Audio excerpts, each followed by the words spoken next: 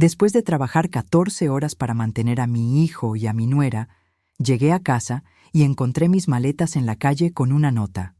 Compramos un perro, duerme en el garaje si quieres quedarte. Yo sonreí. Ya lo esperaba. Antes de irme, le dije una frase que hizo desmayar a la bruja. Me alegra tenerte aquí. Sigue mi historia hasta el final y comenta desde qué ciudad me estás viendo. Así podré ver hasta dónde ha llegado mi historia. Mis piernas temblaron cuando vi las maletas en la acera. 3 maletas desgastadas que contenían toda mi vida, tiradas como basura frente a la casa que yo había pagado durante 15 años. El sol de agosto golpeaba despiadadamente el asfalto y yo llevaba 14 horas trabajando sin parar entre la fábrica textil y mi turno de limpieza nocturna en las oficinas del centro. Tenía 63 años y mi cuerpo ya no resistía como antes, pero seguía arrastrándome cada día porque Diego y Catalina necesitaban que alguien pagara las cuentas. Mi hijo de 35 años llevaba 2 años desempleado y mi nuera se había dedicado a remodelar la casa con mi dinero mientras yo trabajaba hasta quedarme sin fuerzas. Caminé hacia las maletas con el corazón latiéndome tan fuerte que pensé que se me iba a salir del pecho. Había un papel doblado encima de la maleta más grande. Lo tomé con manos temblorosas y leí las palabras que se clavaron en mi alma como puñales. Alicia, compramos un perro. No hay espacio para ti en la casa. Si quieres quedarte, puedes dormir en el garaje. Hay una manta vieja ahí. Catalina. Ni siquiera tuvo la decencia de firmarlo junto con Diego. Era su decisión, su crueldad pura. Cerré los ojos y sentí como si todo el aire hubiera salido de mis pulmones. 14 horas de trabajo, las manos destrozadas por los químicos de limpieza, los pies hinchados, y llegaba a casa para encontrarme con esto. La puerta principal se abrió y apareció Catalina. 26 años, cabello perfecto, uñas recién hechas con el dinero que yo le había dado para gastos personales la semana anterior. Me miró como si fuera una molestia, como si mi presencia en la acera de mi propia casa fuera un inconveniente.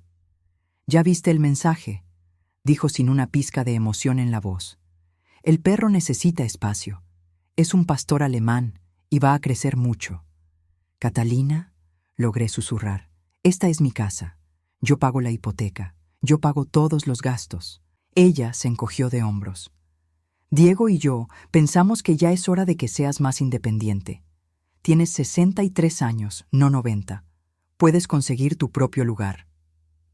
En ese momento salió Diego, mi hijo, el niño al que crié sola después de que su padre muriera cuando él tenía 10 años.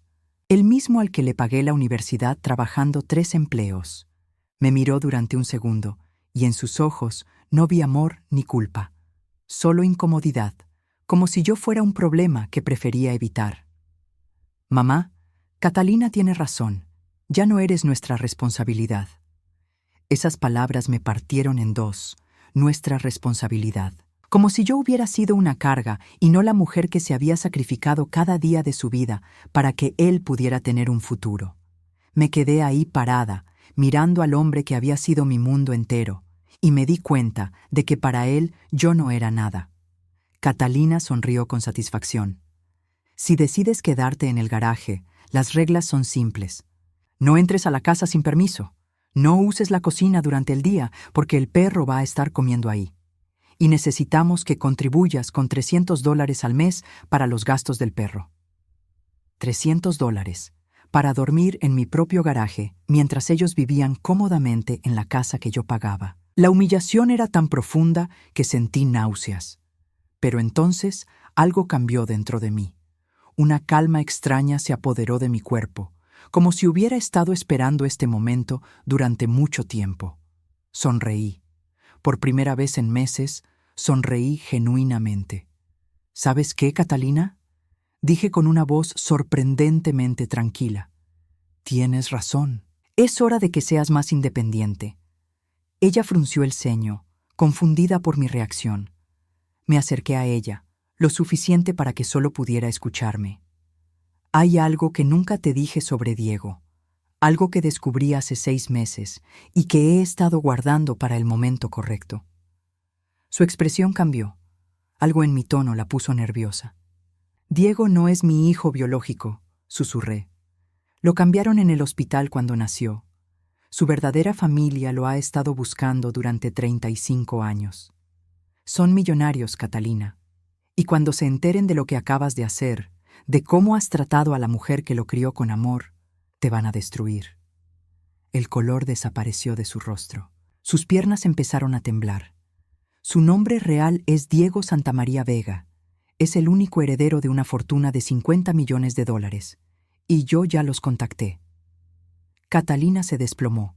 Literalmente cayó al suelo, desmayada, mientras Diego corría hacia ella gritando su nombre sin entender qué había pasado. Yo tomé mis maletas y caminé hacia mi auto, sintiendo por primera vez en años que tenía el control de mi propia vida. Mientras manejaba alejándome de esa casa, los recuerdos me golpearon como olas.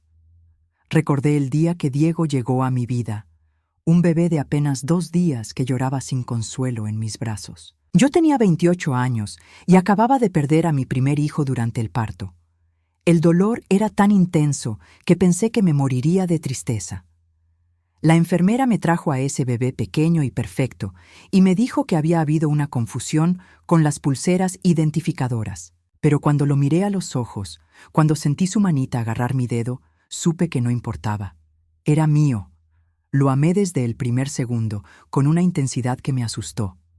Roberto, mi esposo, también se enamoró inmediatamente de Diego. «Es nuestro hijo», me susurró esa primera noche en el hospital.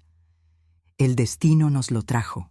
Nunca dudamos, nunca cuestionamos. Simplemente amamos a ese niño como si hubiera crecido en mi vientre. Los primeros años fueron hermosos. Diego era un niño inteligente y cariñoso. Roberto trabajaba como mecánico y yo como secretaria en una pequeña empresa.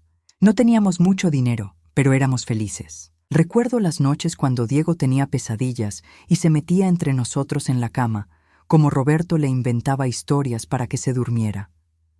Todo cambió cuando Diego tenía 10 años. Roberto murió en un accidente automovilístico un martes por la mañana. De un momento a otro, me quedé sola con un niño que dependía completamente de mí. El seguro de vida apenas cubrió el funeral y algunas deudas. Me quedé sin nada excepto la responsabilidad de criar a mi hijo. Conseguí un segundo trabajo limpiando oficinas por las noches. Diego se quedaba con la vecina, la señora Carmen, quien me ayudaba sin cobrarme mucho porque entendía mi situación. Yo trabajaba desde las 7 de la mañana hasta las 6 de la tarde en la oficina. Luego corría a recoger a Diego, le daba de cenar, lo ayudaba con las tareas y a las 9 de la noche salía a limpiar edificios hasta las 3 de la madrugada. Dormía 4 horas si tenía suerte. Mis manos se volvieron ásperas, mi espalda empezó a dolerme constantemente, pero cada vez que veía a Diego sonreír, cada vez que me abrazaba y me decía, «Te amo, mamá», sabía que valía la pena. Él era mi mundo, mi razón de existir. Cuando Diego llegó a la preparatoria, era un estudiante brillante. Quería estudiar ingeniería, pero la universidad era carísima. Conseguí un tercer trabajo los fines de semana, vendiendo productos de limpieza de casa en casa. Caminaba por barrios enteros con mi maleta pesada, tocando puertas, sonriendo aunque me cerraran en la cara, porque cada venta me acercaba más a pagarle los estudios a mi hijo. «Mamá, no tienes que trabajar tanto», me decía Diego cuando me veía llegar exhausta. «Puedo conseguir una beca deportiva o trabajar mientras estudio». «Tú concéntrate en estudiar», le respondía siempre. «Yo me encargo del resto. Vas a ser ingeniero y vas a tener la vida que mereces». Durante 4 años mantuve esos 3 trabajos. Vendí mi auto y usaba el transporte público. Dejé de comprarme ropa nueva, de ir al dentista, de hacer cualquier cosa para mí. Todo era para Diego. Cada centavo que ganaba se iba en sus libros, su matrícula, sus gastos universitarios. El día que se graduó fue el más feliz de mi vida.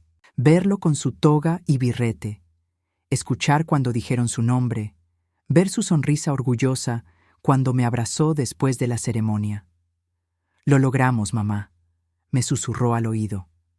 «Gracias por nunca rendirte». Diego consiguió un buen trabajo como ingeniero en una empresa de construcción. Por primera vez en años, pude reducir mis horas de trabajo. Pensé que finalmente podríamos disfrutar tiempo juntos, que él podría cuidarme un poco después de todos mis sacrificios. Estaba equivocada. Catalina apareció en su vida hace 3 años, una mujer hermosa con una sonrisa encantadora y una ambición que me puso nerviosa desde el primer día. Era inteligente, sabía exactamente qué decir y cómo comportarse para conquistar a Diego. Al principio fue sutil, pero yo notaba cómo lo alejaba de mí poco a poco. «Tu mamá te trata como si fueras un niño», le decía. «Ya es hora de que seas independiente». O «Es raro que un hombre de tu edad pase tanto tiempo con su madre. ¿Qué van a pensar tus colegas?». Diego empezó a cancelar nuestras cenas de los domingos. Dejó de llamarme todos los días. Cuando yo lo llamaba, sus respuestas eran cortantes, como si lo estuviera molestando. Catalina siempre tenía una excusa. Estaban ocupados, tenían planes, necesitaban espacio como pareja. Hace 2 años perdió el trabajo. La empresa quebró y dejó a todos los empleados sin indemnización. Diego entró en una depresión profunda y en lugar de acercarse a mí en busca de apoyo, se hundió más en los brazos de Catalina. Ella le llenó la cabeza de sueños imposibles, que abriera su propia empresa, que se tomara un tiempo para encontrarse a sí mismo, que no se conformara con trabajos que estuvieran por debajo de su nivel. Mientras tanto, las cuentas se acumulaban. La hipoteca, los servicios, la comida, los gastos de Catalina, que cada vez eran más extravagantes. Diego me pidió ayuda temporalmente. Aumenté mis horas de trabajo otra vez, tomé turnos extra, me desangré económicamente para mantener su estilo de vida.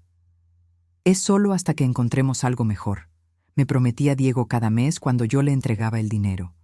Pero algo mejor nunca llegaba, y las exigencias de Catalina crecían. Necesitaba dinero para el salón de belleza, para ropa nueva, para salidas con amigas, para remodelar la cocina, para cambiar los muebles de la sala.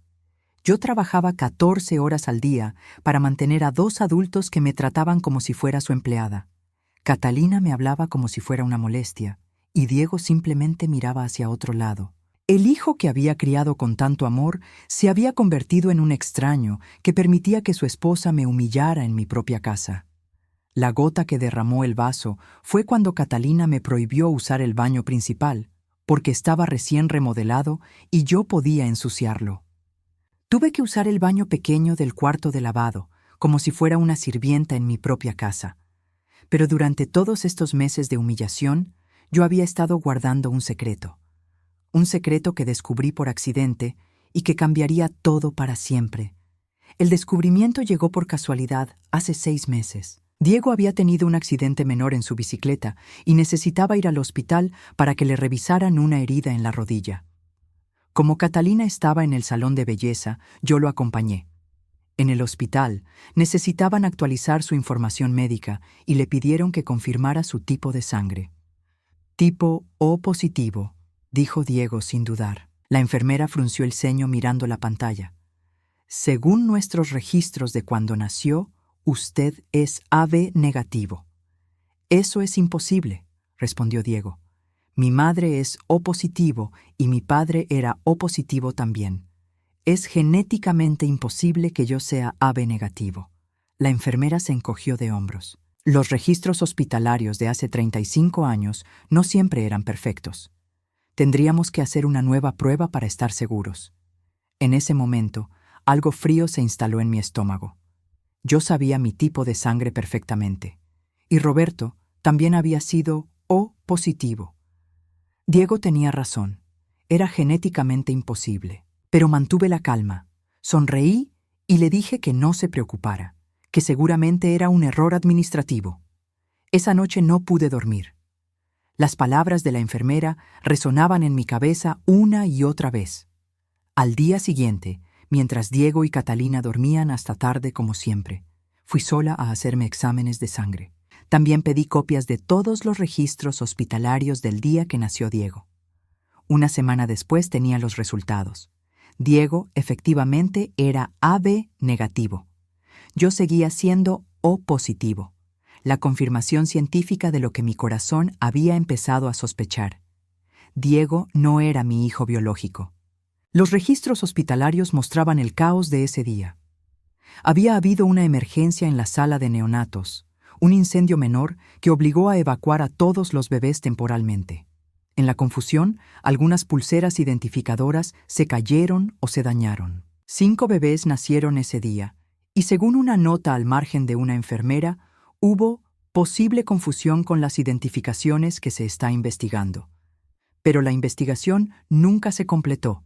Los registros simplemente terminaban ahí, como si hubieran decidido que era mejor no remover el problema. 5 familias se llevaron bebés a casa, y nadie verificó si eran realmente los suyos. Durante semanas viví en un estado de shock silencioso. Cada vez que miraba a Diego, me preguntaba quién era realmente. ¿Dónde estaba mi hijo biológico?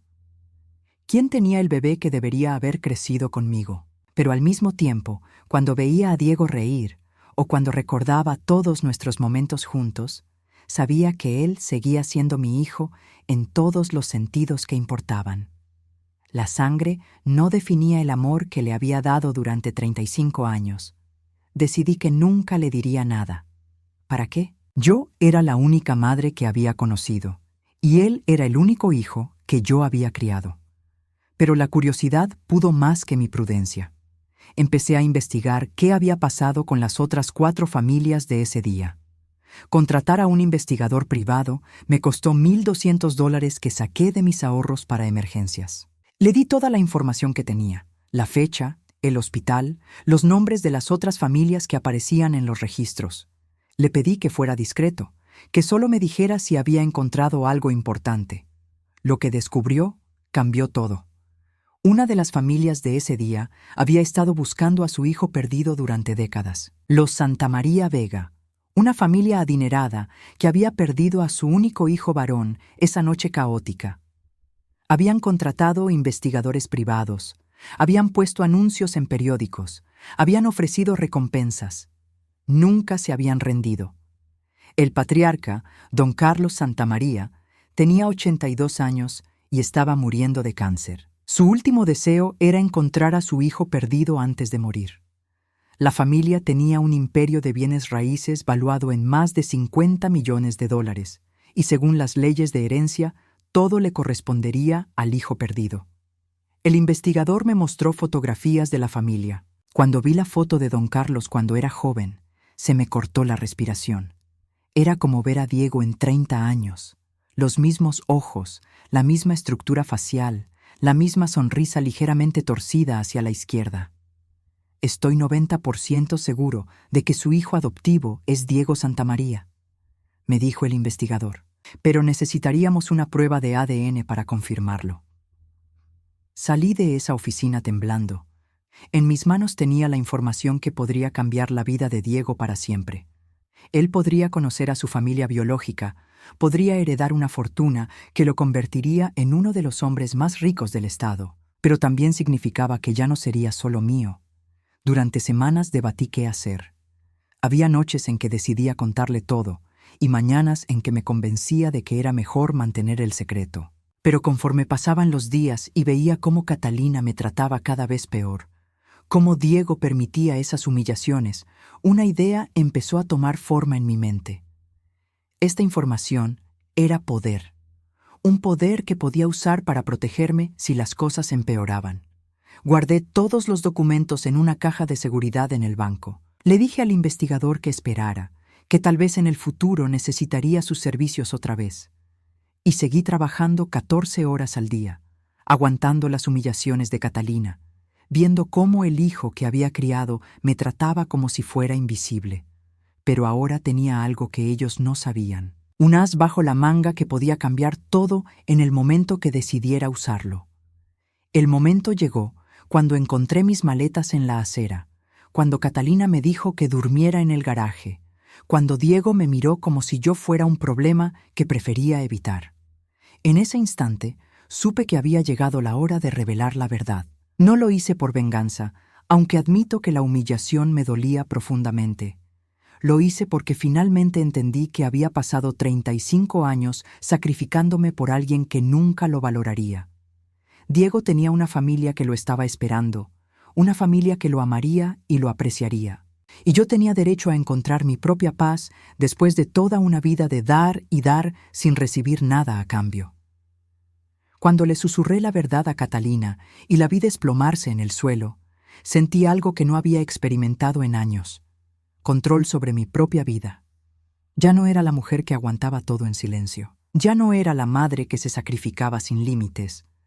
Era una mujer que finalmente había decidido ponerle precio a su dignidad, y ese precio era más alto de lo que Diego y Catalina jamás podrían pagar. Después de dejar a Catalina desmayada en el suelo, manejé hasta un pequeño motel en las afueras de la ciudad. La habitación costaba $55 la noche, dinero que no podía permitirme gastar por mucho tiempo, pero necesitaba un lugar tranquilo para pensar y planear mis siguientes pasos. Me senté en la cama dura mirando mi teléfono. Tenía 17 llamadas perdidas de Diego y 4 mensajes de texto cada vez más desesperados. «Mamá, ¿qué le dijiste a Catalina? Está histérica. Por favor, contesta el teléfono. Catalina no para de llorar y no me dice qué pasó. Mamá, sea lo que sea que esté pasando, podemos solucionarlo. Ven a casa». «¿Dónde estás? Estoy preocupado». Apagué el teléfono. No estaba lista para hablar con él todavía. Primero necesitaba contactar a los Santamaría y prepararme para lo que venía. Esta no era una decisión que había tomado a la ligera, y ahora que había comenzado el proceso, tenía que llevarlo hasta el final de la manera correcta. Al día siguiente llamé al investigador privado. «Señora Herrera, qué bueno escucharla. ¿Ha decidido proceder con el caso Santamaría?» «Sí», dije con voz firme. «Quiero que contacte a la familia. Dígales que he encontrado a su hijo». «¿Está completamente segura? Una vez que abramos esta puerta, no hay vuelta atrás». «Estoy segura, pero quiero hacerlo de la manera correcta. No quiero que piensen que estoy tratando de aprovecharme de la situación». El investigador quedó en contactar a don Carlos Santamaría esa misma tarde. Mientras tanto, yo tenía que lidiar con mi propia situación. Revisar mis finanzas me deprimió profundamente. Tenía $2,300 en mi cuenta de ahorros después de haber pagado todos los gastos de la casa el mes anterior. Con mi salario actual, podía permitirme un apartamento pequeño, pero tendría que seguir trabajando mis 2 empleos para sobrevivir. A los 63 años, estaba empezando de cero otra vez. Esa tarde, mientras buscaba apartamentos baratos en el periódico, sonó mi teléfono. Era un número que no reconocía. «Señora Herrera, soy Carlos Santamaría, hijo». Mi corazón se aceleró. Era la voz de un hombre mayor, pero fuerte, con un ligero acento que indicaba educación y clase social alta. «Mi padre quiere conocerla lo antes posible. ¿Podríamos reunirnos mañana?» «Por supuesto», respondí, sorprendida por la rapidez de su respuesta. «¿Le parece bien el Hotel Marriott del centro? Digamos a las 2 de la tarde en el restaurante del lobby». Acepté, aunque sabía que ese hotel era carísimo y yo no tenía la ropa adecuada para un lugar así. Pero era importante que esta primera reunión fuera perfecta. Esa noche dormí poco, pero no por nervios, sino por alivio. Durante meses había cargado sola con el peso de este secreto, sintiendo la culpa de mantener separadas a 2 familias que se pertenecían. Finalmente estaba haciendo lo correcto. Mientras tanto, mi teléfono no paraba de sonar. Diego llamaba cada hora, pero yo seguía sin contestar. También había mensajes de Catalina, cosa que me sorprendió porque ella nunca me había llamado directamente. «Alicia, por favor, necesito hablar contigo. Es importante». «No sé qué quisiste decir ayer, pero estoy muy confundida. Por favor, llámame». «Alicia, Diego está muy preocupado. Al menos dile dónde estás».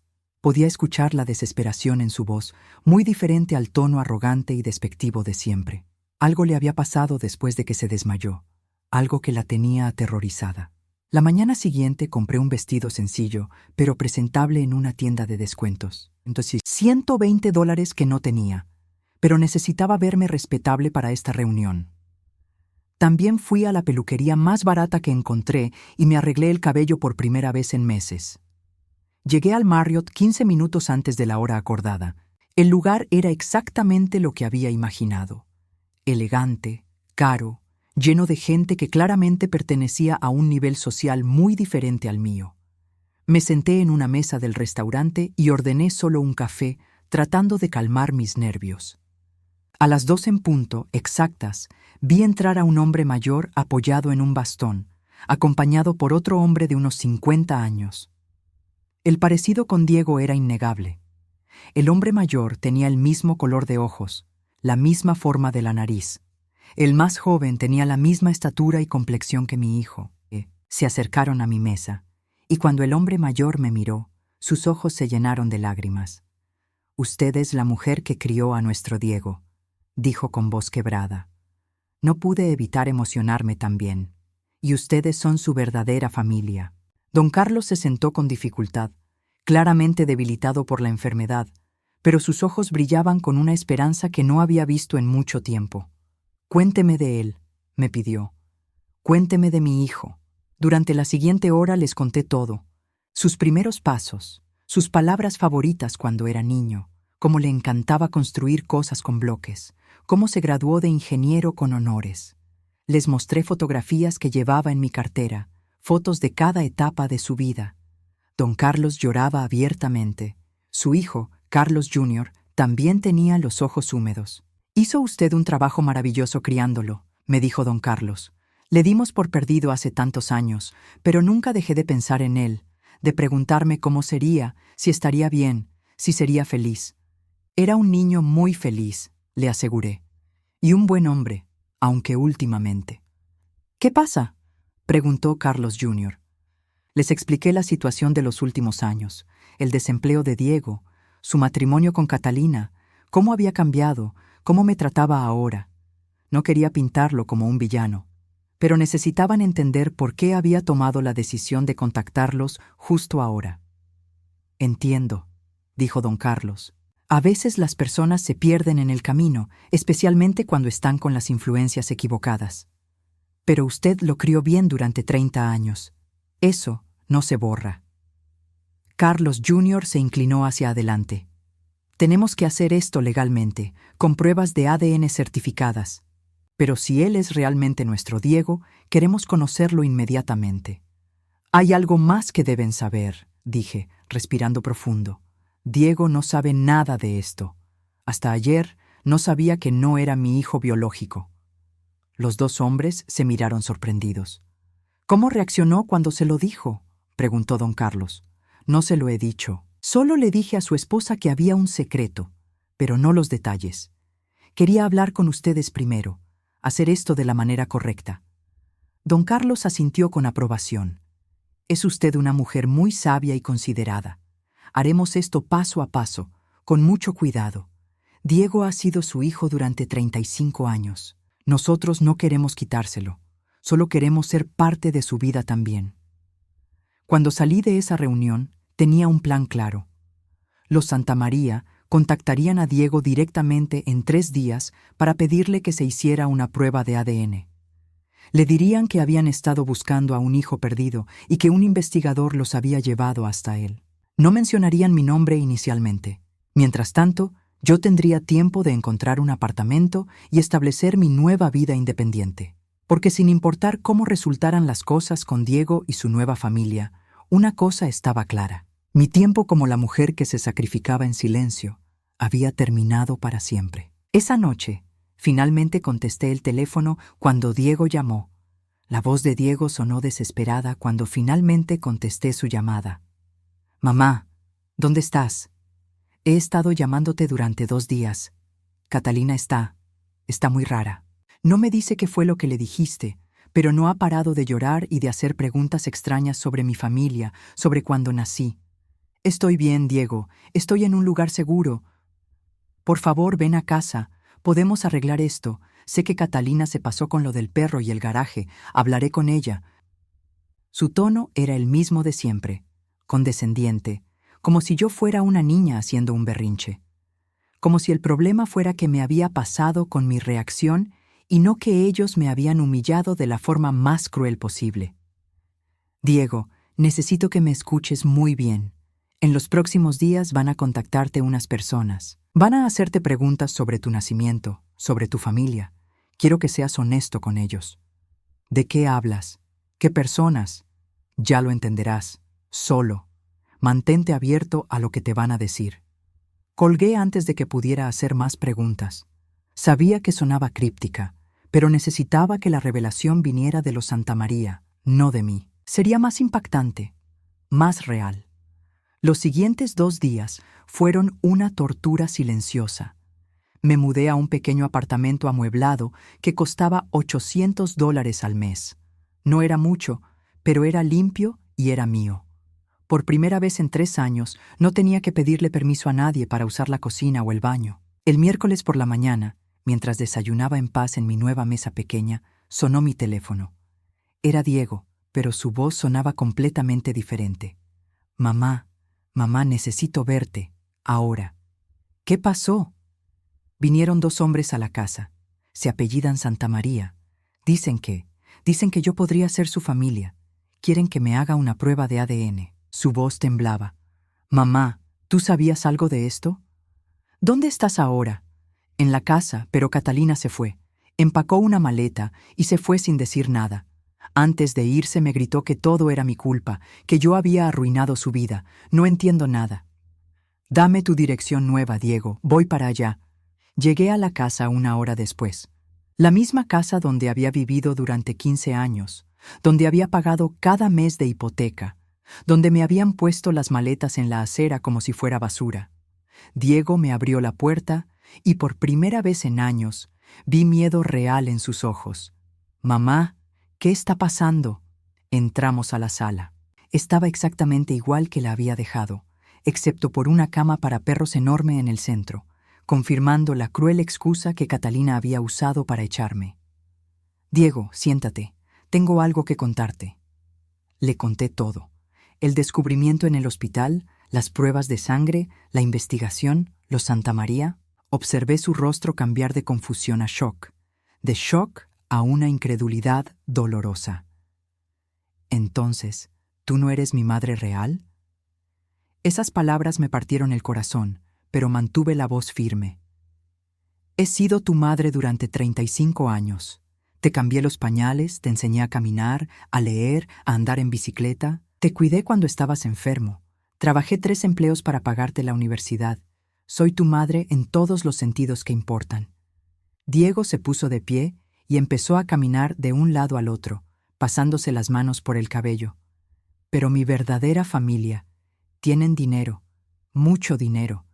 Los hombres que vinieron llegaron en un Mercedes que debe costar más que mi salario de 3 años. Sí. Y tú lo sabías desde hace meses. Sí. Se detuvo frente a mí y por primera vez en años realmente me miró. No como si fuera una molestia o una obligación, sino como si me viera realmente. ¿Por qué no me lo dijiste antes? Porque eras mi hijo y no quería perderte. Pero después de cómo me han tratado tú y Catalina, después de encontrar mis maletas en la acera como si fuera basura, me di cuenta de que ya te había perdido de todas maneras. Diego se sentó pesadamente en el sofá, con la cabeza entre las manos. Dios mío, Catalina. Por eso se puso tan rara cuando le dijiste. Por eso me ha estado haciendo preguntas sobre dinero, sobre herencias, sobre si mi familia tenía propiedades. ¿Te ha estado preguntando sobre dinero? Desde ayer no para. Quería saber si tú tenías ahorros escondidos, si había alguna herencia de tu familia que yo no supiera. Incluso revisó tus cosas cuando vivías aquí. Pensé que solo estaba siendo curiosa, pero ahora entiendo. Estaba buscando dinero. La realidad de quién era realmente Catalina estaba empezando a quedar clara para él. Diego, los Santamaría me dijeron algo más. El padre, don Carlos, se está muriendo de cáncer. Su último deseo es conocer a su hijo perdido antes de morir. Diego levantó la cabeza y vi lágrimas en sus ojos. ¿Está muriendo? Sí. Tienen poco tiempo. ¿Y si la prueba de ADN confirma que soy su hijo? Entonces serás el heredero de una fortuna de más de $50 millones. El silencio que siguió fue ensordecedor. Diego me miró fijamente y pude ver su mente procesando todo.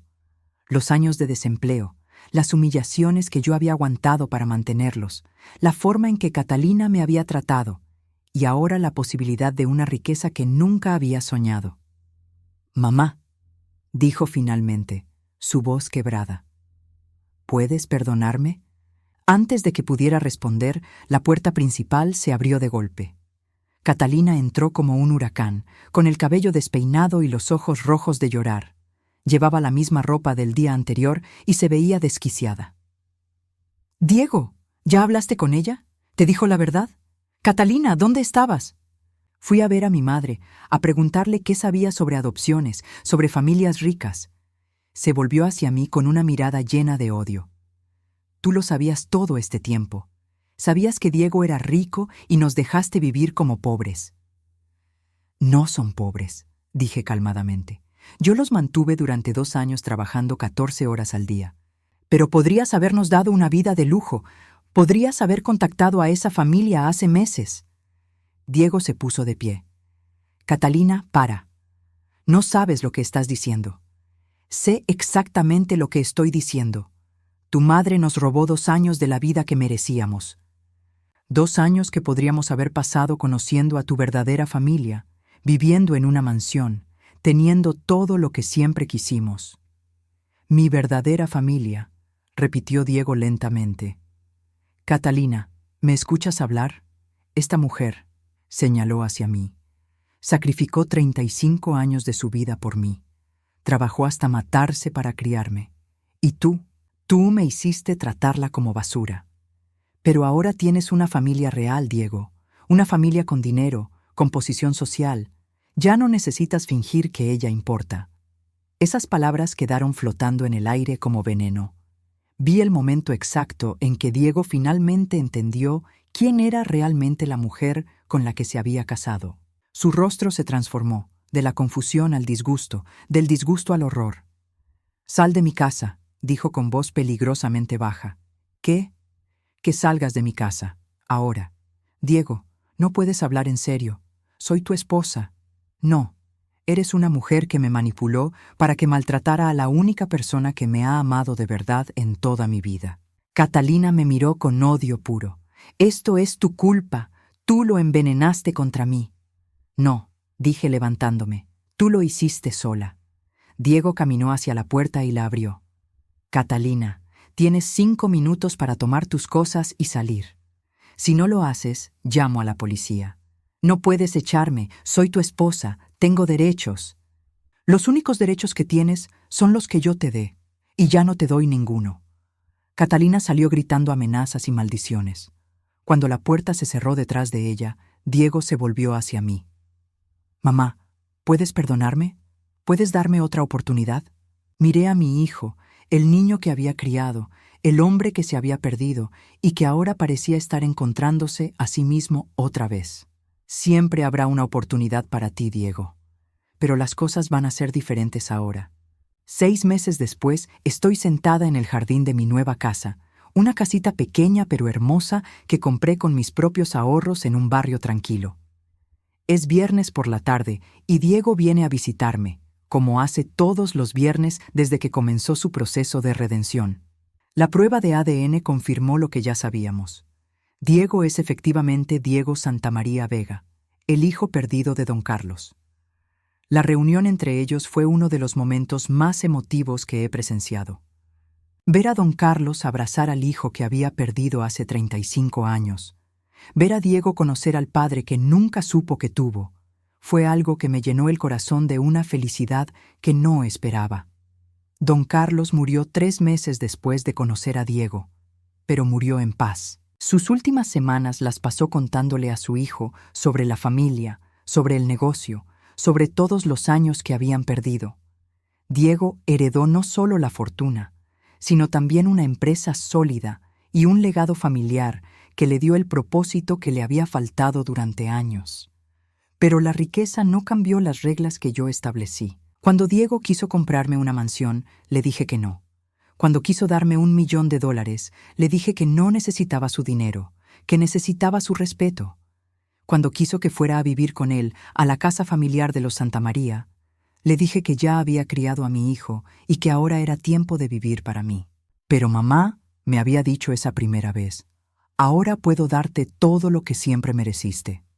Puedes dejar de trabajar, puedes viajar, puedes tener cualquier cosa que quieras. Lo que siempre quise, le respondí, era tener un hijo que me respetara y me valorara. El dinero no puede comprar eso. Eso tienes que ganártelo. Y se lo está ganando, poco a poco. Dejó de trabajar en empleos que odiaba y ahora administra las propiedades familiares con una pasión que nunca le había visto antes. Se divorció de Catalina, quien desapareció de nuestras vidas tan rápidamente como había aparecido. Según me contó Diego, intentó demandar por una parte de la herencia, pero los abogados de la familia Santamaría se encargaron de eso muy eficientemente. Ahora Diego viene a visitarme cada viernes por la tarde. No llega esperando que le tenga la comida lista o que lave su ropa. Llega con flores del jardín de su nueva casa, con historias sobre su trabajo, con preguntas sobre mi semana. Me pregunta cómo estoy, qué he estado haciendo, si necesito algo. La diferencia es que ahora, cuando pregunta si necesito algo, es porque genuinamente le importa mi bienestar, no porque se siente obligado. Reduje mis horas de trabajo a un turno normal de 8 horas. Por primera vez en décadas, tengo tiempo para mí. Tomé clases de pintura, algo que siempre quise hacer pero nunca pude permitirme. Tengo un pequeño jardín donde cultivo tomates y flores. Leo libros por placer, no solo para escapar del cansancio. Diego me ha contado sobre su nueva familia. Carlos Jr., su hermano mayor, lo recibió con los brazos abiertos. Tienen primos, tíos, una red completa de familia que lo adora y lo acepta. Pero siempre me dice, tú sigues siendo mi mamá. Ellos son mi familia de sangre, pero tú eres mi familia del corazón. Esas palabras valen más que cualquier herencia. Hace un mes, Diego conoció a una mujer nueva. Se llama Patricia, es médica, tiene 32 años y 2 hijas de un matrimonio anterior. Lo que más me gusta de ella es que la primera vez que vino a conocerme, me trajo flores y me dijo, Diego me ha contado todo lo que usted sacrificó por él. Quiero que sepa que yo lo respeto mucho por eso y que siempre la trataré con el respeto que se merece. Es tan diferente a Catalina que a veces me parece un sueño. Patricia trabaja, mantiene a sus hijas, no depende del dinero de Diego, aunque él insiste en ayudarla con los gastos de las niñas. Ella me incluye en los planes familiares, me pide consejos sobre Diego, me trata como lo que soy, la mujer que lo crió y que merece un lugar de honor en su vida. Las niñas me dicen, abuela Alicia, y vienen a ayudarme en el jardín los sábados.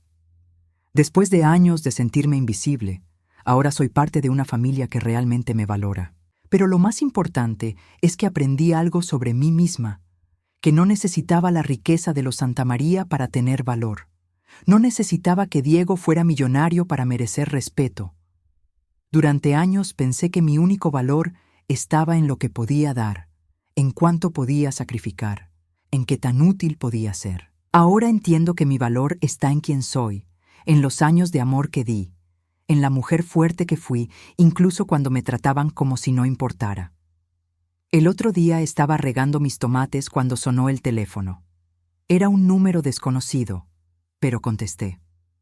¿Alicia? Soy Catalina.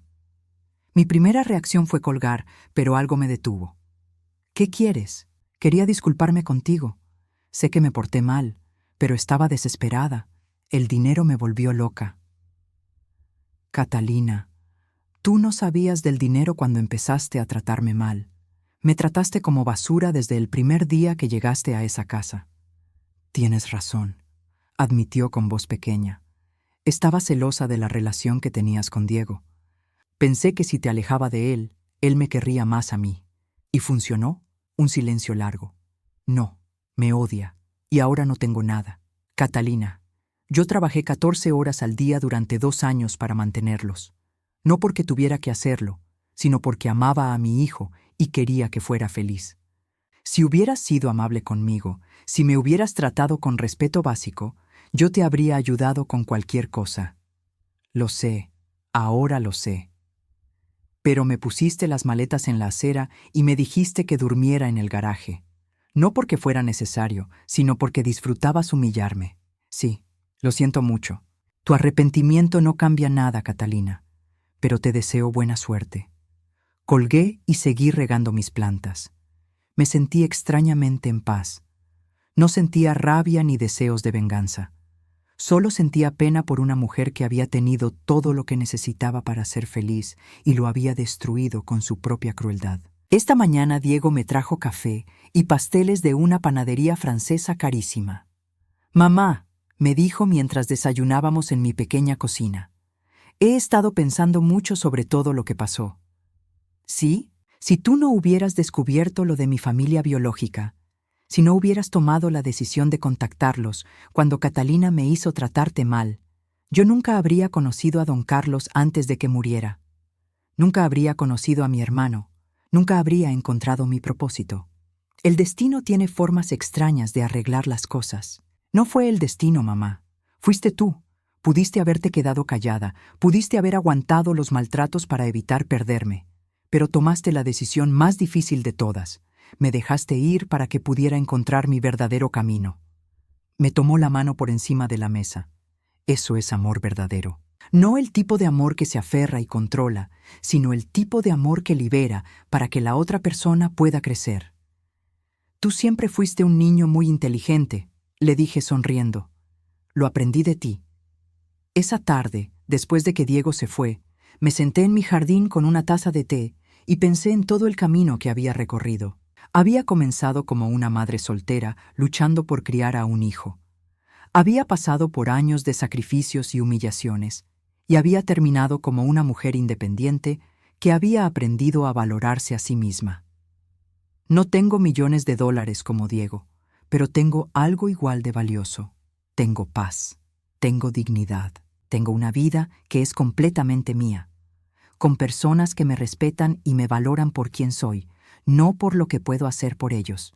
Y tengo a mi hijo de vuelta, no como el hombre débil y manipulable que había sido con Catalina, sino como el hombre bueno y fuerte que yo sabía que podía ser. A veces las mejores venganzas no son las que destruyen a otros, sino las que te permiten construir algo mejor para ti mismo.